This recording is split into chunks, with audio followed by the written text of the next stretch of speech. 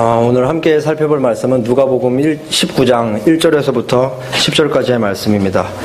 아마 내용 이미 다 잘 아실 것이고 우리 한국에서 가장 많이 설교되는 본문 중 하나일 것입니다. 그만큼 우리에게 익숙하고 잘 알려져 있는 본문이 바로 이 삭개오 관련된 내용일 것입니다. 본문 내용은 삭개오라는 사람이 예수님을 보고 싶어서 나무 위에 올라갔고 예수님께서는 그 사람을 불러내려서 그 사람 집에 영접했다라고 그 사람에게 구원을 베푸셨다는 간단한 내용입니다.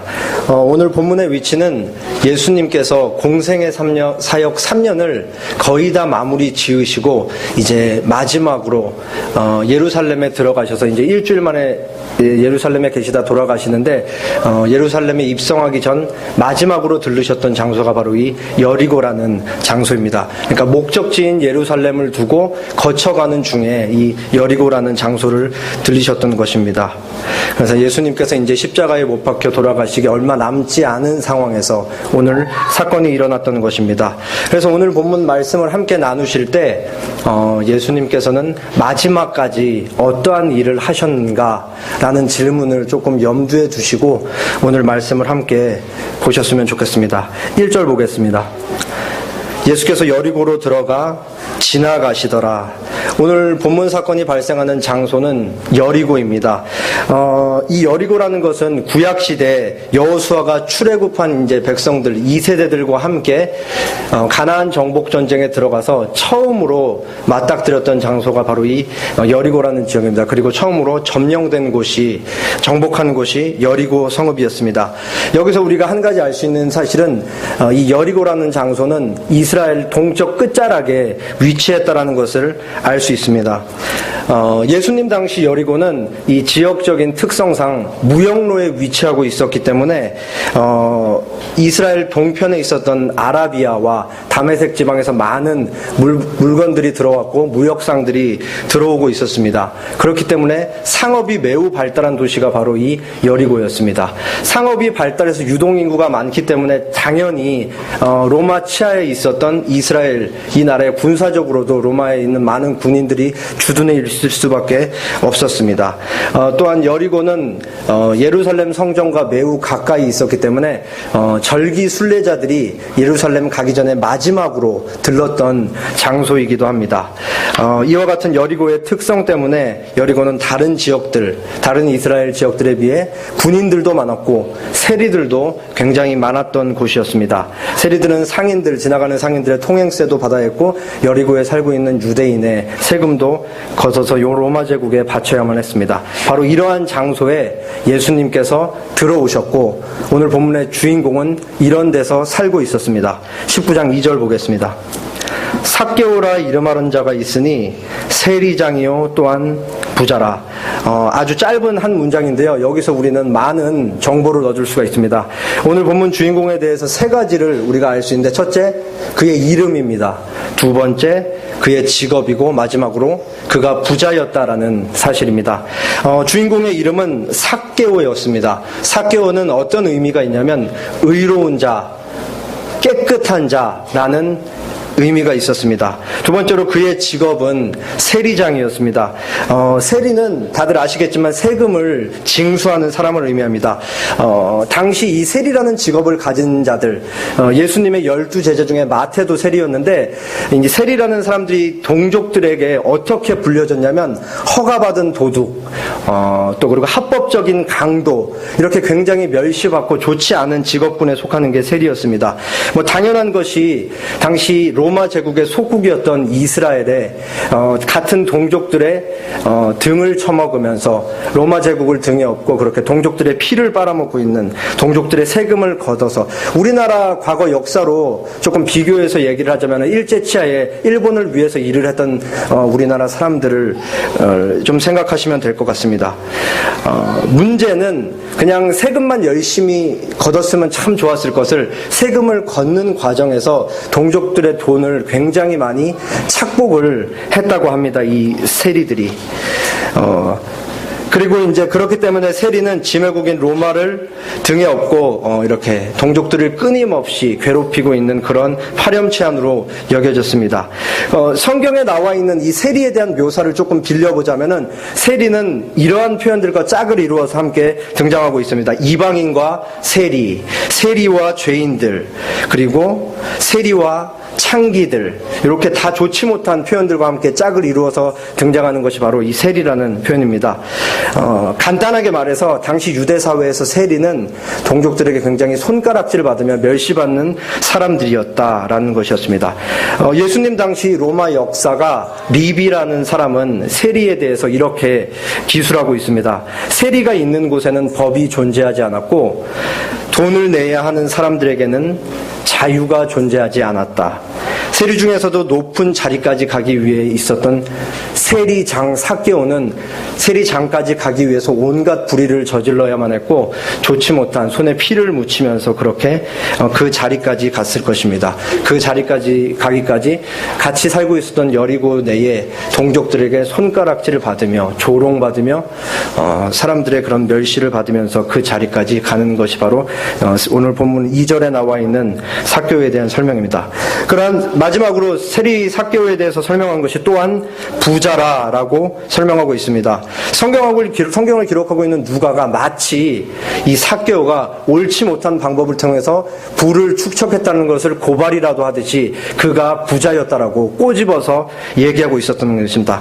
아마 삭개오에게는 굉장히 많은 돈이 있었고 힘이 있었을 것입니다. 그가 입었던 옷의 색깔, 옷감, 그것은 다른 동족들과는 다르게 굉장히 번쩍이고 가난한 사람들은 절대 입을 수 없었던 옷을 입고 있었을 것입니다. 그리고 여리고에서 삭개오가 살고 있었던 집은 아마 다른 동족들에 비해서 굉장히 넓고 호화로운 집이었을 것입니다.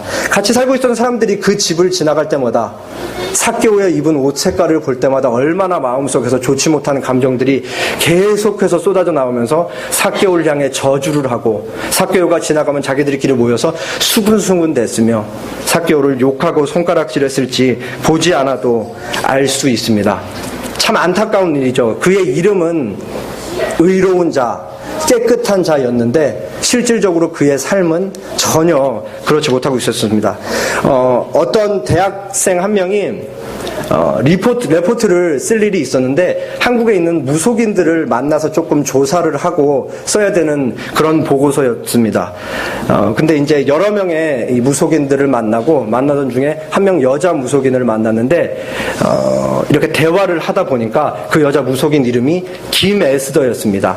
그래서 이제 이 학생이 너무 이상해서 무속인한테 혹시 그 에스더란 이름이 제가 알고 있는 성경에 기록되어 있는 그 에스더라는 사람이 맞습니까? 라고 물어봤답니다. 그때부터 이제 무속인이 자기가 어떻게 그 무속인이 됐는지 과정을 설명해 주는데 이 김에스더라는 사람은 모태신앙으로 이제 태어날 때 부모님께서 구약 성경에 나와 있는 에스더 왕후와 같이 존귀하고 아름다운 사람으로 하나님의 자녀로 잘 자라가라고 그렇게 이름을 지어줬다고 합니다. 그런데 이제 20살이 넘던 그 즈음에 갑자기 이제 몸이 너무 두드려 맞은 것처럼 아프고 심하게 참을 수 없을 질병에 시달리게 돼서 병원을 찾아가서 뭐 뇌검사도 해보고 CT 촬영도 해보고 엑스레이도 찍어보고 다 했는데 정상으로 계속 나왔다고 합니다. 그래서 한의원 찾아가서 침도 맞아보고 부항도 떠보고 그런데도 아무런 호전이 없었다고 합니다. 그렇게 계속 아프던 중에 이 김에스더 무속인의 머릿속에 불현듯 이런 생각이 확 스치고 지나갔다고 합니다.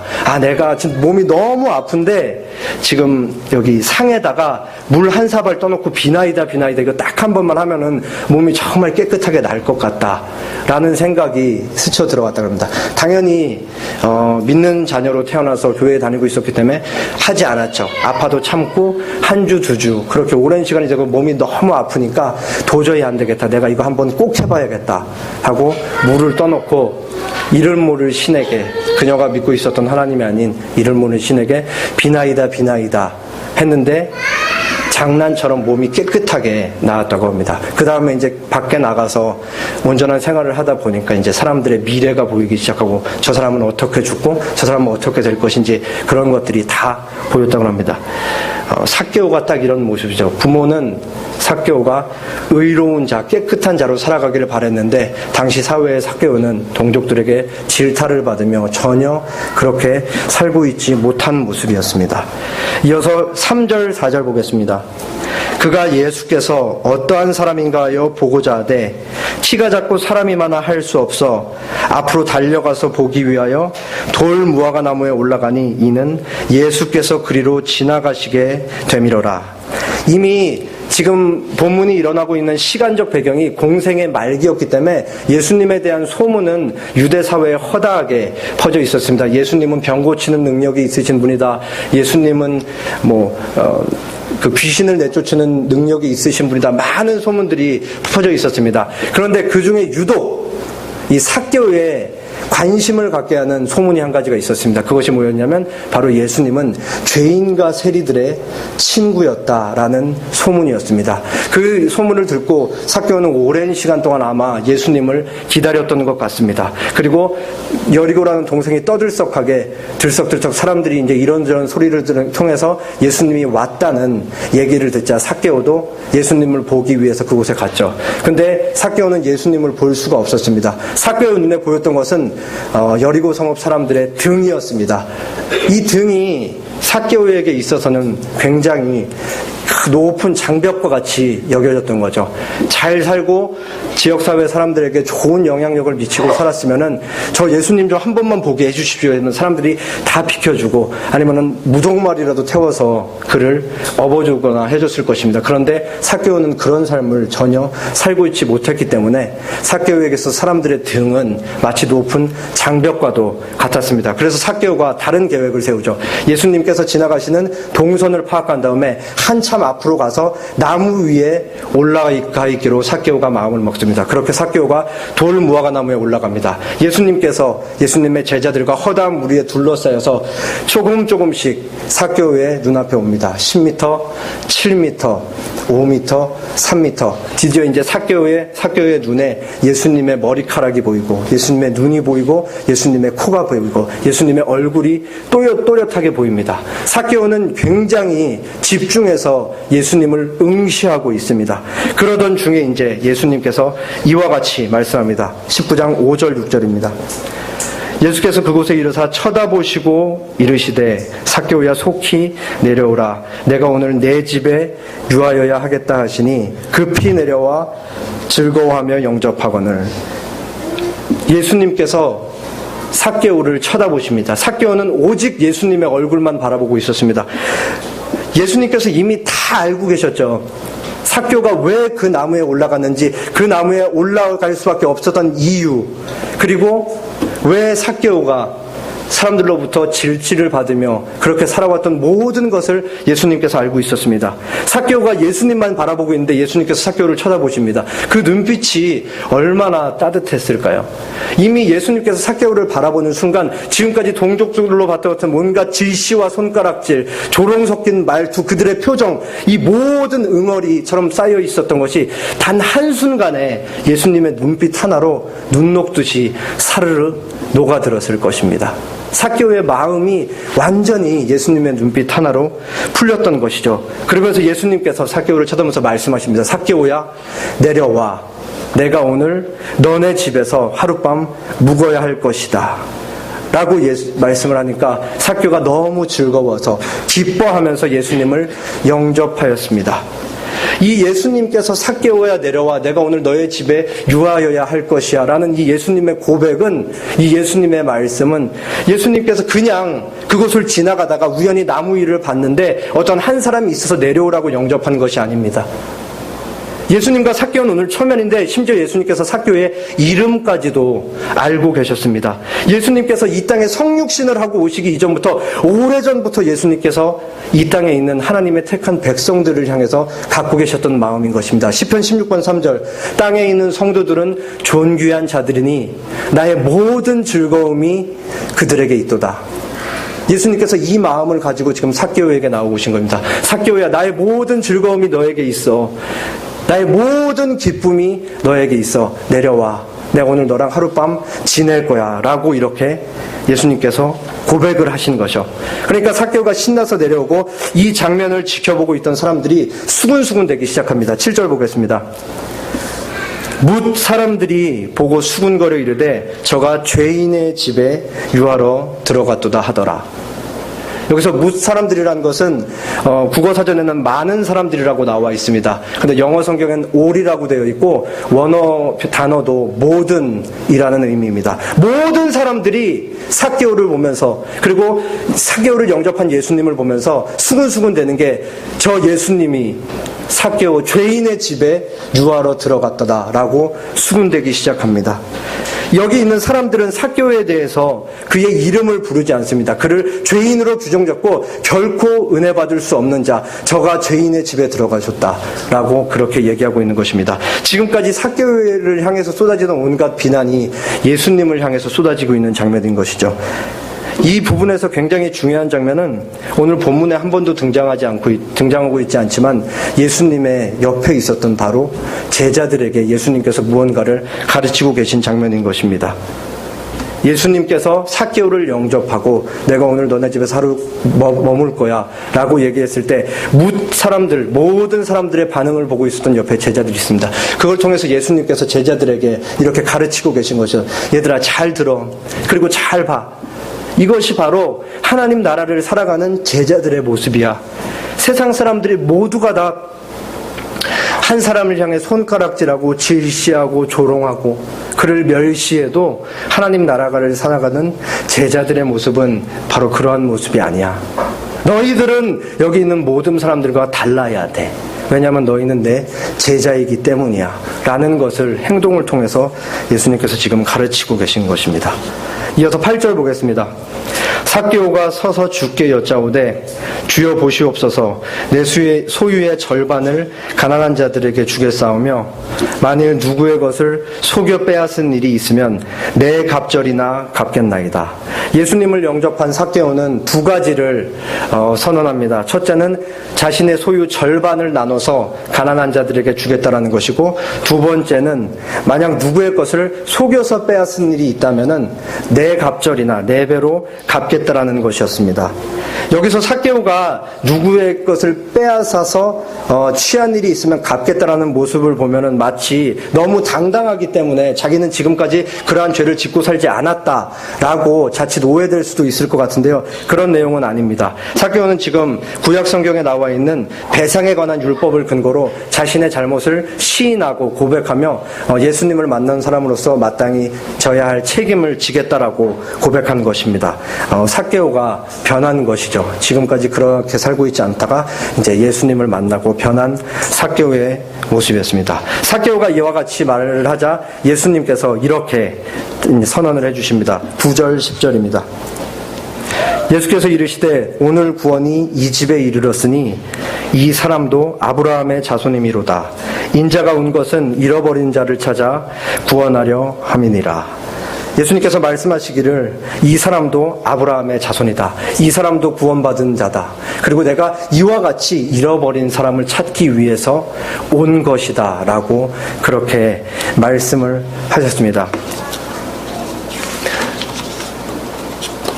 말씀을 정리하도록 하겠습니다. 오늘 본문은 당시 유대 사회에서 손가락질 당하며 많은 사람들로부터 욕을 먹고 질시를 당했던 한 명 삭개오라는 사람이 예수님을 만나는 장면입니다. 저는 이 부분을 조금 제가 정리할 때 예수님께서 삭개오의 친구가 되어주셨다라고 정리를 조금 하고 싶습니다. 예수님의 복음서에 기록되어 있는 예수님의 모든 말과 예수님의 행동, 예수님의 가르침, 예수님의 생각은 우리 모든 그리스도인들의 유일한 모범이 됩니다. 그래서 예수님께서 오늘 본문에 삭개오의 친구가 되어주셨다라는 것을 통해서 우리 자신을 다시 한번 조금 돌아볼 수 있었으면 좋겠습니다. 이거를 조금 부연 설명을 할 필요가 있을 것 같습니다. 우리는 반드시 세 개 중에 한 개의 공동체에는 속해 있습니다. 첫 번째는 가정이고 두 번째는 지금 우리가 모여있는 교회이고 마지막으로는 사회입니다. 어른들은 직장일 것이고 우리 아이들은 학교일 것입니다. 이 세 개의 공동체 중에 한 군데만 속해 있는 분이 계실 것이고, 두 군데만 속해 있는 분이 계실 것이고, 세 군데 모두 속해 있는 분이 계실 것입니다. 그 중에 대개는, 아니 어쩌면 반드시 삭개오와 같이 나쁜 사람이 존재한다라는 것입니다. 많은 사람들에게 손가락질을 받으며 사는 사람, 그리고 그 손가락질을 받는 사람들은 보면은 대개 다 우리가 경험적으로 알듯이 이유가 있습니다. 우리는 그 사람들을 보면서 잘 알고 있죠. 설교를 통해서 들어서도 알고 있고, 우리가 말씀을 읽어서도 알고 있습니다. 하나님께서 저런 사람도 사랑하셔. 저런 사람도 하나님의 형상으로 지음받은 나와 똑같은 존중받고 사랑받아야 되는 그런 사람이야. 우리가 머리로는 이거를 잘 알고 있는데 가슴으로는 이거를 잘 받아들이지 못하는 것 같습니다. 왜냐하면 현실 속에서 살아가는데 이게 잘 안 되기 때문이죠. 나에게 실질적인 피해를 주고 해를 가하는 자, 그 사람을 사랑하는 일, 현실 속에서 잘 되지 않는 것 같습니다. 다들 손양원 목사님을 잘 알 것입니다. 사랑의 원자탄, 나병 환자들의 아버지, 그리고 뭐 주님의 참된 종, 여러 가지 별명을 갖고 계신 분이죠.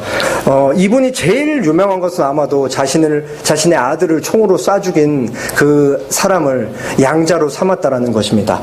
이제 목사님께서 자신의 아들을 총으로 쏴 죽인 사람을 양자로 삼겠다는 것을 가족에게 얘기했을 때 이 목사님 딸이 이렇게 얘기를 했답니다. 아니 아빠, 용서만 하면 됐지 뭘 또 그렇게 굳이 양자로 삼아서 같이 살아야 되냐. 나는 싫다. 그냥 용서만 하고 끝내자. 양자로 삼는 거 나는 싫다. 나는 그 사람이 내 형제가 되는 게 싫다. 그렇게 얘기를 했다고 합니다. 그러자 손영원 목사님께서 이렇게 얘기했습니다. 안 된다고. 예수님께서 용서만 하는 것으로 되는 것이 아니고 적극적으로 사랑하라고 하셨다고. 우리 예수님 말씀 지켜야 된다고. 그렇게 딸에게 얘기하면서 설득했다고 합니다. 여기까지만 얘기하면 참 은혜롭고 좋을 것 같은데, 이제 그 이후에 손양원 목사님이 이 사람을 양자로 삼고 같이 이제 밥상에서 이제 밥을 먹는데, 이 실질적으로 원수잖아요. 자기 아들을 쏴 죽인 사람이니까. 근데 이 사람이 밥을 너무 태연하게 그냥 먹고 있는 거예요. 숟가락이 입으로 들어가는 그 모습을 보면서 너무 화가 나갖고 몸이 부들부들 떨렸다 그래요. 그 화를 참을 수가 없어서. 그런데 하루 예수님께서 사랑하라 그러셨지. 일주일 우리 주님이 사랑하라 그러셨어. 한 달 우리 주님이 사랑하라 그러셨지. 그렇게 1년 오랜 시간이 지나면서 목사님이 이 마음을 조금씩 누그러들고 그 양자를 좋은 목사님으로 키워냈다는 사실을 우리는 너무나 잘 알고 있습니다. 쉽지 않은 일인 건 확실한 것 같습니다. 왜냐하면 삭개오는 나쁜 사람이기 때문입니다. 어쩌면 그는 지극히 이기적인 욕심 때문에 세리가 되었는지도 모르겠습니다. 좋은 집, 좋은 옷, 명예, 힘을 얻기 위해서 의지적으로 세리라는 직업을 택했는지도 모르겠습니다. 사랑하는 아내와 자식들을 위해서 하루 종일 열심히 일을 해서 따뜻한 밥 한 끼 먹기 위해서 그렇게 열심히 일해서 돈을 벌어갔는데, 삭개오와 같은 나쁜 세리들이 돈을 다 뜯어갑니다. 얼마나 꼴보기 싫고 없어졌으면 좋겠고 죽어버렸으면 좋겠어요. 실질적으로 우리 주변에 그런 사람들이 다 한 명씩 있다고요. 그런데 예수님께서 삭개오를 대하시는 게 그렇게 하지 않으셨다라는 것이 예수님께서. 사람들의 반응이 너무 정당하고 이해가 갑니다. 모든 사람들의 반응이 삭개오를 향해 손가락질하고, 저런 놈은 죽어야 마땅해. 만약 천국과 지옥이 있다면 저런 놈은 지옥에 가는 것이 마땅해. 그것이 무사람들의 반응이죠. 너무 이해가 되고 공감이 돼요. 그런데 예수님께서 그렇지 않아요. 예수님께서 그를 바라보시고, 예수님께서 그를 불러주시고, 그의 이름을 불러주시고, 하룻밤 같이 거한다고 말씀하시고, 그리고 예수님께서 최종적으로 선언하시기를 이 사람에게 구원이 임했다 라고 이렇게 선언하고 있는 것입니다. 잘 모르겠어요. 우리의 삶 속에서는 어쩌면은 정말 불가능한 일일지. 근데 제 스스로가 생각을 해보는 조금 돌파구는 존 오웬이라는 영국 청교도 신학자가 있는데, 그 사람이 이런 말을 했어요. 예수님은 그 자체가 너무 아름답고 탁월해서 믿는 신자인 우리가 예수님을 바라보고만 있어도 우리 자체도 탁월하고 아름다워진다 여기서 예수님을 바라본다라는 것은 주님께서 하신 말씀, 주님의 행동, 주님의 가르침, 이 모든 것을 우리 매일의 삶 속에서 끊임없이 생각하고 또 생각하고 되뇌이고 또 되뇌이고 그렇게 매일매일 주님과 함께 주님의 말씀과 함께 하루하루 살아가다 보면 그 신앙의 날수가 쌓여져서 우리도 언젠가는 이 주님이 하셨던 우리에게는 어쩌면 불가능해 보이는 이 일을 할 수 있지 않을까라는 생각을 조금 해봅니다. 마지막으로 시 하나 소개하고 마치겠습니다. 마더 테레사가 쓴 한 번에 한 사람이라는 시입니다. 난 결코 대중을 구하려고 하지 않는다. 난 다만 한 개인을 바라볼 뿐이다. 난 한 번에 단지 한 사람만을 사랑할 수 있다. 한 번에 단지 한 사람만을 껴안을 수 있다. 단지 한 사람씩만. 따라서 당신도 시작하고 나도 시작하는 것이다. 난 한 사람을 붙잡는다. 만일 내가 그 사람을 붙잡지 못했다면 난 많은 사람들을 붙잡지 못했을 것이다. 모든 노력은 단지 바다에 붓는 한 방울 물과 같다. 만일 내가 그 한 방울의 물을 붓지 않았다면 바다는 그 한 방울만큼 줄어들 것이다. 당신에게도 마찬가지다. 당신 가족에게도, 당신이 다니는 교회에서도 마찬가지다. 단지 시작하는 것이다. 한 번에 한 사람씩. 오늘 본문에 나타난 이 예수님의 모습을 통해서 우리 자신을 조금 반추해 보시고, 제가 바라는 것은 우리도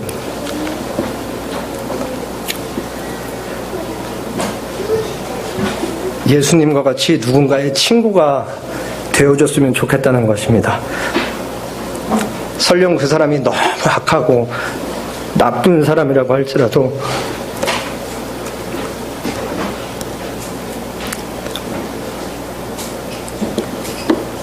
우리는 따뜻한 사람이 되었으면 좋겠습니다. 누군가 우리를 볼 때 저 사람은 좀 달라. 저 사람은 참 좋은 사람이야. 나는 저 사람이랑 또 만나고 싶어. 난 저 사람이랑 계속 같이 있고 싶어. 그런 말을 들을 수 있는 좀 따뜻한 우리 모두가 되었으면 좋겠습니다. 자, 기도하겠습니다.